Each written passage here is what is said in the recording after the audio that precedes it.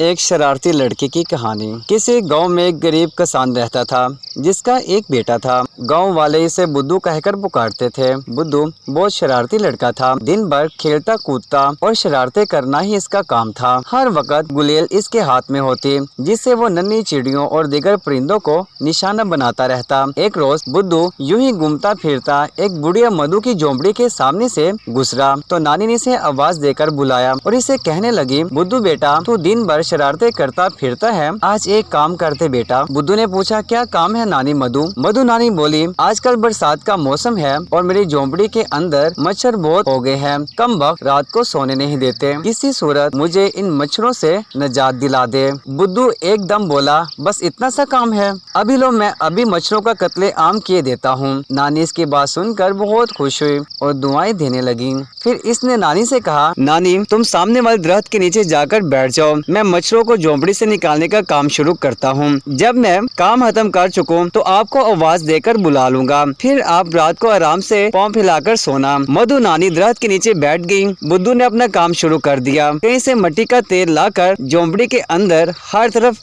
छिड़क दिया। इसके बाद माचिस की तीली जलाकर आग लगा दी और खुद वहाँ से भाग खड़ा हुआ। झोंपड़ी में आग भड़क उठी तो बड़ी बी चिल्लाई, अरे मैं लुट गई, मैं बर्बाद हो गई। अरे कम वक्त बुद्धू, तुमने मेरी झोंपड़ी में आग लगा दी, अब मैं क्या करूँगी?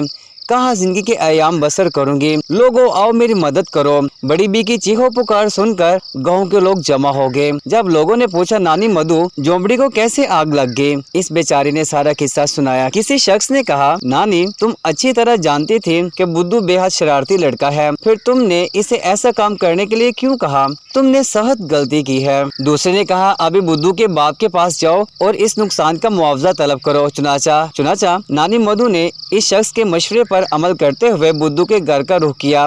इसके बाप के पास जाकर बुद्धू की हरकत बयान की।